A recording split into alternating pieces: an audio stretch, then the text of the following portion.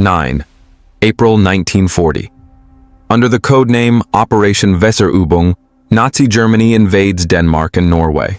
While Norway holds out until 10 June 1940, resisting for 2 months, Denmark collapses in less than 6 hours, making it the fastest military campaign Germany carried out during the entire war. At first, the Nazis attempt to cultivate cooperation with the Danish population they consider fellow Aryans. Yet the tone of the German occupation changes in early 1943. Allied victories convince many Danes that Germany can be defeated, and while there had been minimal resistance to the Germans during the first years of the occupation, labor strikes and acts of sabotage now strain relations with Germany.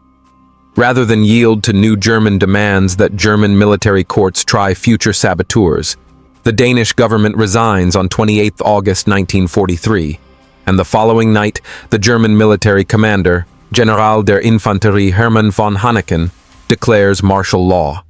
German authorities arrest Danish civilians as well as Danish military personnel, and under the state of emergency, Nazi authorities take direct control over the Danish military and police forces.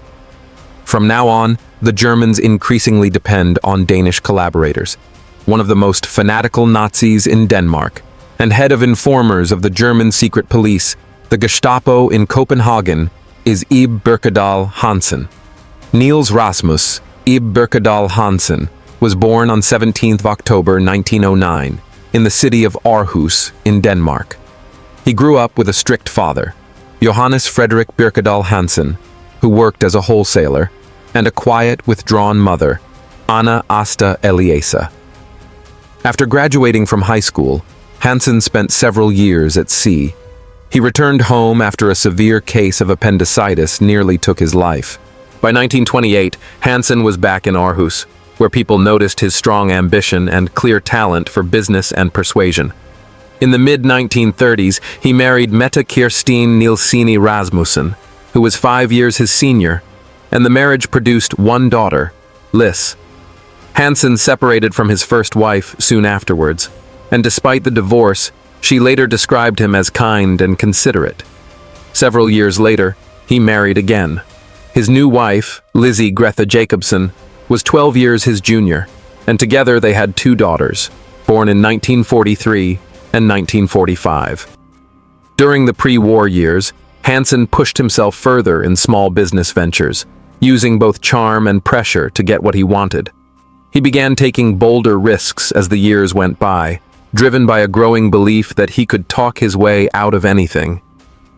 In 1939, Hansen was convicted of forgery and fraud, and he was then sent for a psychiatric evaluation at his father's request. The district doctor described him as a healthy 29-year-old man without ethical or moral defects. Hansen was judged weak in resolve, although free from mental illness, and therefore fully responsible for his actions. The Second World War started on the 1st September 1939, when Germany invaded Poland. The conflict soon spread across Europe as Germany prepared new attacks in the north and west. On 9 April 1940, Nazi Germany invaded Denmark and Norway. Strategically, Denmark's importance to Germany was as a staging area for operations in Norway, where the Third Reich sought to secure naval bases for use against the British fleet in the North Sea, and to guarantee vital iron ore shipments from neutral Sweden, on which Nazi Germany was dependent. The Royal Danish Army offered little resistance, and the Royal Navy surrendered without firing a shot.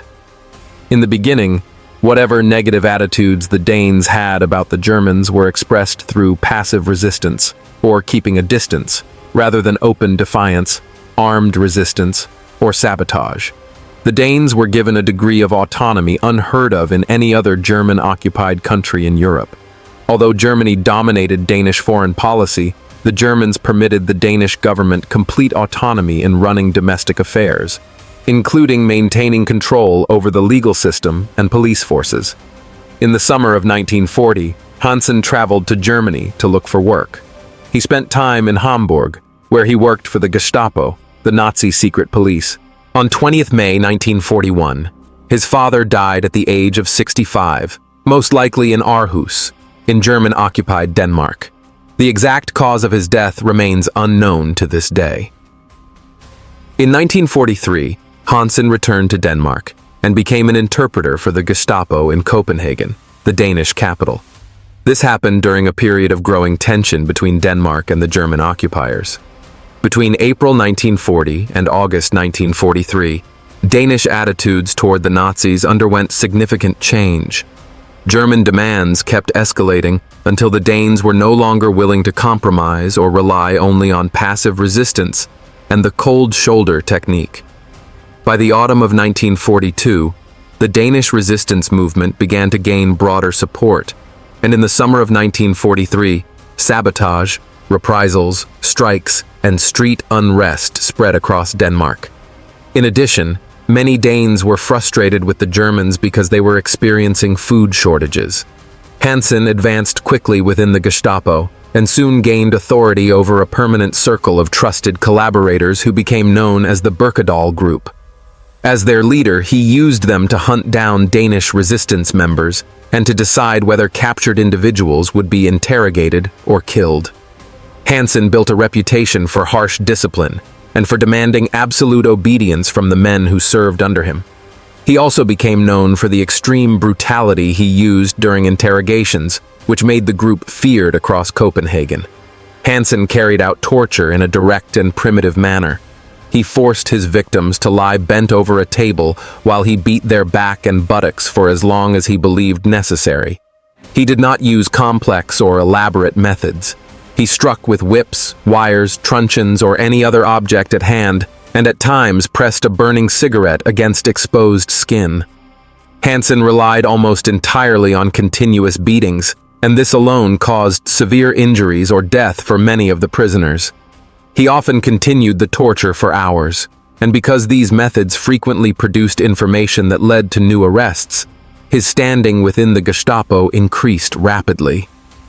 Hansen commanded a group that operated with a large and flexible budget, which allowed him to build an extensive network of informers, helpers, and enforcers. He used this money to recruit individuals who intercepted messages, identified suspected resistance members, carried out arrests, and assisted during interrogations. Hansen's men also took part in torture sessions and, in certain cases, carried out killings on his orders. It was a mixed collection of Danes who had, for many different reasons, become the extended arm of the occupation authorities. Most of them were not committed Nazis.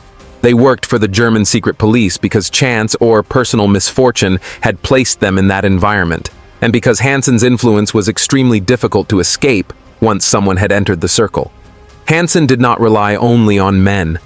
He also drew several women into the group, and they played a special and dangerous role. Many of these women were drawn to his drive, brutality, and in some cases, his charm. They became loyal to him and allowed themselves to be used both as sexual partners and as decoys. Hansen sent them to lure suspected resistance members into meeting places where they could be identified, followed, or trapped. These encounters often led to arrests, and sometimes to the disappearance of those who had been deceived. The combination of money, fear, and personal loyalty made the group one of the most effective tools of repression in occupied Denmark. It is estimated that the Birkedal Group had been involved in more than 60% of the arrests of Danish resistance fighters. The scale of their activities stood in sharp contrast to the life Hansen presented in private. Hansen led this double life without showing remorse at home. His wife later described him as a devoted family man who returned each evening, spent time with their small child, and behaved as a caring husband and father.